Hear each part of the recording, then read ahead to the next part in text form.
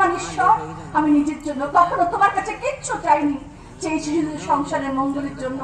এই সিংহদ্বারের অন্দরমহল লোভের বিষের হাওয়ায় ভরে চলেছে, সেই হাওয়া তুমি নির্মল করো প্রভু, ঘরমুখ করাও, ঘরমুখ করো একমাত্র ছেলে ওই অর্জুনকে।